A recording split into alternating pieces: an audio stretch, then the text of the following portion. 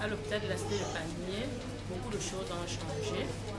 Dans les conditions de travail, nous sommes vraiment à l'aise parce qu'on a vraiment le matériel qu'il nous faut pour travailler. Et en ce qui concerne nos clients, c'est-à-dire les malades, faisons les efforts pour les mettre à l'aise pour rendre leur séjour agréable au milieu de nous. C'est-à-dire, on pense à la propriété du malade, on pense aux meilleurs soins, on pense à l'accueil, qui est très important quand quelqu'un vient très affaibli par la maladie. Je fais des efforts en tant que major pour vraiment m'organiser. Qu'est-ce qu'on fait le matin quand on arrive? On apprête la ronde. Avec mes collaborateurs, on assiste le médecin. Pendant la ronde, on présente le malade, on essaye de voir comment est-ce qu'il a passé la nuit, on essaye d'inventorier ce qu'il faut pour la journée. Quand le médecin a donné son OK, nous passons aux soins. Et puis quand on passe aux soins, moi en tant que major, je fais des efforts pour la collecte des données, pour qu'elles soient vraiment fiables. Donc c'est pour cela que nous avons en place un registre en médecine femme, que nous faisons des efforts pour qu'elle soit vraiment fiable et que la collecte de données se fasse au jour le jour, chaque jour. Et les soins aussi se font dans les meilleurs délais. Nous établissons nos plans de soins, nous mettons nos malades à l'aise. On essaye vraiment de rendre leur séjour agréable au milieu de nous. J'ai en quantité, même en qualité. Parce que là, je vous dis, venez ici le lundi matin, il y a vraiment embouteillage. On se demande qu'est-ce qui se passe ici. C'est les malades. Ils sont là, tout le monde a fui parce qu'on commence à voir déjà même le feedback. C'est très propre à la Cité des Pamiers, ils sont accueillants, on ne demande pas de l'argent. Ici, quand on arrive, on demande, vous souffrez de quoi? On ne demande pas qu'est-ce que vous avez dans votre poche. Parce que celui qui vient demander l'argent aux malades ne peut pas travailler ici chez nous. Faisons des efforts pour mettre nos malades à l'aise. Et les coûts de médicaments sont vraiment à leur portée. Ils achètent leurs médicaments et nous passons aussi d'une manière vraiment agréable à leurs soins. On les met vraiment à l'aise. Vraiment, les perspectives sont grandes. Vraiment, on va faire des efforts pour continuer. On veut aller de l'avant. On veut vraiment aller de l'avant. Si le budget nous donne vraiment les moyens d'aller de l'avant, nous allons mettre ces moyens pour aller vraiment de l'avant, pour que vraiment nous soyons vraiment le leader, c'est-à-dire l'hôpital de référence par rapport au BBF.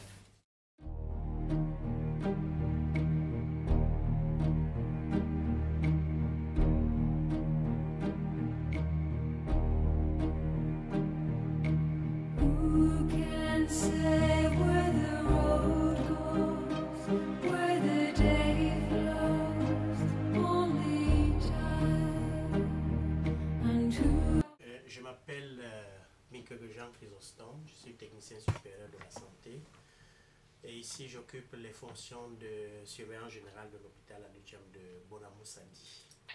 Voilà. Alors le PBF. Pourquoi le PBF? En vérité, au départ nous avions des problèmes au niveau des performances, au niveau du respect des normes, en termes de soins. Nous avions également des problèmes en termes de fréquentation de l'hôpital. Et lorsque nous avons fait la connaissance de PBF, nous nous sommes dit, voilà un partenaire qui peut nous permettre d'évoluer dans le bon sens. C'est-à-dire quoi? C'est-à-dire améliorer la qualité de nos soins, améliorer la fréquentation de l'hôpital, mais également donner la satisfaction aux principaux bénéficiaires qui sont les malades. Et voilà pourquoi est-ce que nous sommes allés vers le PBF. La qualité des soins a effectivement changé. En ce sens que nous ne faisons plus dans la routine, nous nous sommes rapprochés du concept qualité des soins, assurance qualité. Actuellement, ça se voit et je vous assure, en 3 mois que nous avons connu PBF, je vais vous surprendre, nous sommes partis de 280 hospitalisations par mois à 422 au mois de mai. J'ai dit 422 au mois de mai, j'ai les chiffres, tout est là. Et quand nous interrogeons le personnel et les malades, ils nous disent c'est parce que les soins ont changé chez vous. On ne fait plus l'à peu près, on sent que ça devient un peu plus professionnel chaque jour et il y a un planning de soins que nous ne respections pas trop souvent avant, mais nous sommes obligés de respecter parce que nous nous disons s'il faut que nous prenions l'affaire de PBF là, il faut qu'on respecte les normes. Donc au niveau de la qualité, ça a beaucoup changé. Au niveau de la satisfaction du personnel, le personnel actuellement est content de constater que les activités ont augmenté. Avant même d'attendre les retombées de PBF, nous-mêmes nous voyons nos propres retombées. Sur le plan motivation personnelle, là je vais parler au nom du médecin-chef, qui est le chef d'établissement, et par rapport à ce qu'il m'a confié. Il m'a dit, cette affaire, même si nous ne gagnons pas en termes d'achat, c'est-à-dire que si subitement on nous dit que PBF n'est plus avec nous, nous pensons que nous avons gagné parce que ça a changé totalement l'esprit de travail de la maison et le résultat est là. La fréquentation a augmenté. Il y a longtemps qu'on n'avait plus atteint, qu'on n'avait jamais atteint 3000 consultations. On était toujours à 2000, 2500 et là nous sommes partis pif, nous sommes à 3110. Au niveau du laboratoire, la plus grande performance était de 3090, c'était en 2010 au mois de mai, mais nous sommes aujourd'hui à 3660. Même la direction se demande ce qui ne va pas, qu'est-ce qui a changé. Nous on dit PBF.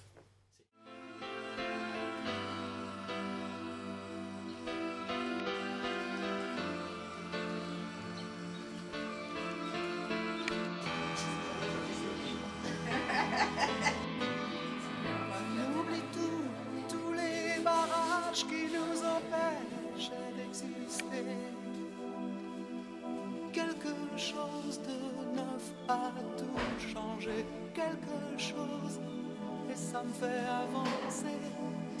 N'oublie tous les gens, tous les naufrages, tous les bateaux touchés. Batanken Charles Martin, je suis infirmier breveté en service au centre de santé de PK21 depuis septembre 2010. Le centre de santé de PK21 a été créé en 1994 et depuis pratiquement 17 ans, il dessert la population de PK21 et de ses environs. Voilà, vous-même, vous avez pu constater que depuis 17 ans déjà, le centre de santé n'a pas été rénové et vraiment les infrastructures sont vraiment vieillissantes. Si vous entrez dans les chambres, vous voyez les lits et tout. Donc, c'est pour ça que nous avons adhéré au programme PBF, parce que nous avons compris lors des formations qui peut nous aider en nous finançant à relancer l'activité dans le centre de santé. Comment est-ce qu'il peut relancer l'activité? Par exemple, à partir du financement du PBF, nous avons prévu de faire beaucoup de rénovations, d'apporter même des outils essentiels que nous n'avons pas, comme des points d'eau, une cuisine, et puis d'essayer d'acheter le petit matériel parce que vraiment il nous manque beaucoup de choses ici. Donc c'est pour ça que nous avons adhéré au programme PBF. Aussi lors des formations du PBF, nous avons constaté qu'ils nous demandaient de faire ce que nous devrions faire et que nous ne faisons pas, que nous ne mettions pas en pratique depuis, surtout au niveau des archivages déjà du malade, du suivi du malade. Parce que généralement, nous, on se limitait peut-être, quand un malade dépassait notre plateau technique, on se contentait de l'évacuer. Bon, maintenant avec le PBF, nous suivons même le malade, même après son évacuation. Donc, nous constatons que beaucoup plus les malades viennent déjà parce qu'ils savent que même au-delà de l'hôpital, nous nous occupons de leur santé.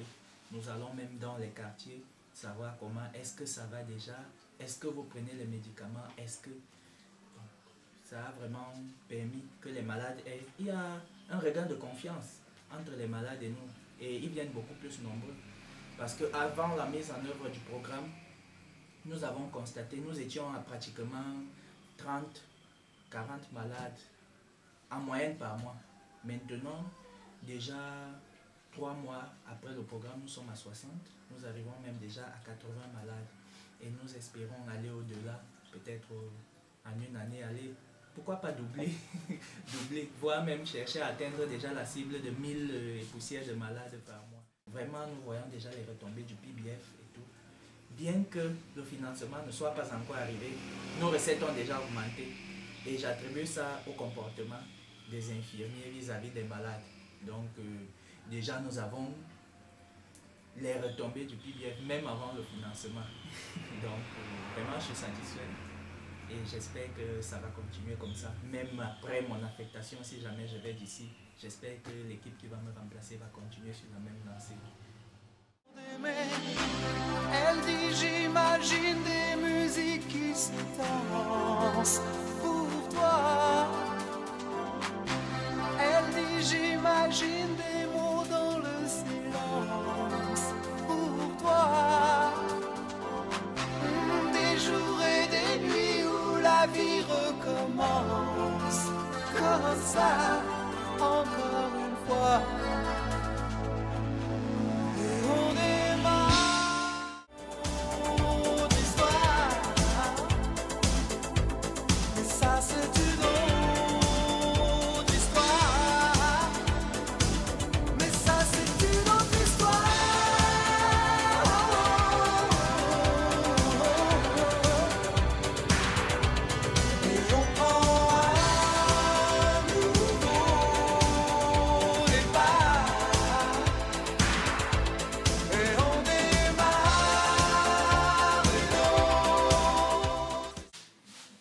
Je suis Madame Tango Mambo-Aga Pélis. Je suis ici à l'hôpital depuis 2007 et c'est depuis 2009 qu'on m'a nommée surveillante générale par intérim. Je suis aide-soignant sortie de l'école des infirmiers, aide-soignante de Fumban. Pour ce qui est du plateau technique, nous n'avons pas un plateau technique très fourni parce que nous n'avons même pas d'abord de techniciens sous la main. On a par exemple notre radiologie qui est là avec des appareils à l'intérieur, mais il n'y a personne qui peut les manipuler. On a notre bloc opératoire qui n'est pas aussi trop fourni, mais avec ça quand même nous faisons le peu que nous pouvons